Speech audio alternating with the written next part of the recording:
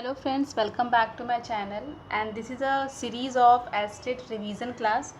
So today we will discuss what is important in the chapter pair of linear equations in two variable.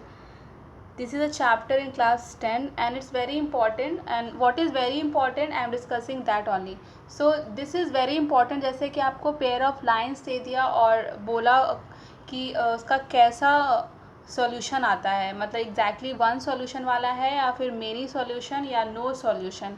तो बहुत ही easy way में आप इसे समझ सकते हैं, इसे रटने की बिल्कुल ज़रूरत नहीं है. जैसे कि आप पहला एग्जांपल देख रहे हैं x माइनस 2y, ये है first example. x minus 2y is equal to 0 and 3x plus 4y minus 20 is equal to 0. You can see के सब इसमें सब डिफरेंट है, मतलब कोई भी एक दूसरे से बराबर नहीं है. मीन्स यहाँ पे हम लोग देख सकते हैं यहाँ ये वाला कि a1 by a2 is not equal to b1 by b2. तो जब ऐसा होता है तो जो लाइन बनता है वो इंटरसेक्टिंग मीन्स ऐसा, मतलब यहाँ पे सिर्फ एक सॉल्यूशन आपको मिलेगा, सिर्फ एक, ये जो पॉइंट है एक सॉल्यूशन मिलेगा. इसलिए जब a1 by a2 is equal to not equal to b1 by b2, दो जो ग्राफिकल रिप्रेजेंटेशन बनकर आएगा वो इंटरसेक्टिंग लाइंस आएगा. और जब भी इंटरसेक्टिंग लाइंस आता है, ये आपको याद है कि इंटरसेक्टिंग लाइंस है तो जो इसका मतलब कि इसका सिर्फ एक सॉल्यूशन होगा, मीन्स यूनिक सॉल्यूशन. वही अब now see the next example, ये वाला देखते हैं जो येलो कलर में है. 2x plus 3y minus 9 equal to 0, 4x plus 6y minus 18 equal to 0. यहाँ आप देख रहे हैं कि सारे इक्वल है, means a1 by a2 equal to b1 by b2 equal to c1 by c2. ये तो समझ रहे हैं कि कैसे इक्वल है, क्योंकि देखिए 4x प्लस 6y माइनस 18, अगर इसको 2 से सारे को डिवाइड कर दे तो ये भी आ जाएगा 2x प्लस 3y माइनस 9, इसलिए इक्वल है. और जब ऐसा इक्वल होता है तो को इंसिडेंट लाइन, इसका मतलब जैसे ये लाइन है तो फिर इसी के ऊपर लाइन, क्योंकि दोनों सेम चीज़ है. और जब ऐसा होता है तो इसका मतलब कि इसका बहुत सारा सॉल्यूशन होगा, इन्फिनिटली मेनी सॉल्यूशन. मतलब जब ये सारा इक्वल हो गया a1 by a2 equal to b1 by b2 equal to c1 by c2, तो कोइंसिडेंट लाइंस, इसका मतलब मेनी सॉल्यूशंस. थर्ड देख लेते हैं, x plus 2y minus 4 equal to 0, 2x plus 4y minus 12 is equal to 0. इसमें आप देख रहे हैं कि सिर्फ दो ही इसमें इक्वल है, means a1 by a2 equal to b1 by b2 and it's not equal to c1 by c2. Means कोई दो इक्वल होगा, इसका मतलब वो पैरेलल लाइंस है. तो इसका मतलब अगर पैरेलल लाइंस क्या होता है सब जानते हैं, जो मीट नहीं करता है, ये है, ये ऐसे कभी मीट नहीं करेगा, इसका मतलब कोई सॉल्यूशन नहीं होगा. तो एक तरह से याद हो गया ये वाला.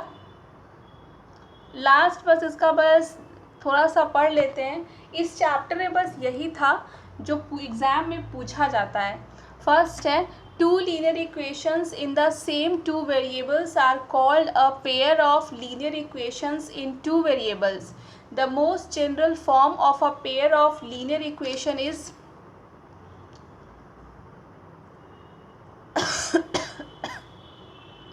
a1x plus b1y plus c1 is equal to 0, a2x plus b2y plus c2 is equal to 0. ठीक है. A pair of linear equations in two variables can be represented. एक तो ग्राफिकल मेथड से, ग्राफ वही हो गया जो ऐसे है, यहाँ पे एक्स टर्म या वाई टर्म कुछ भी ग्राफ ऐसे वाला होगा. और एल्जेब्रिक तो पता है, ये एल्जेब्रिक है. The graph of a pair of linear equations in two variables is represented by two lines. ठीक है, दो लाइन रिप्रेजेंट होता है ना, एक, ये एक हो गया, ये दो हो गया. इफ द लाइन इंटरसेक्ट, वही चीज़ है, अगर लाइन इंटरसेक्ट होगा इसका मतलब क्या होगा, इसका एक सॉल्यूशन होगा, सिर्फ एक यूनिक सॉल्यूशन होगा. इसका मतलब कंसिस्टेंट, इसका मतलब कंसिस्टेंट होता है.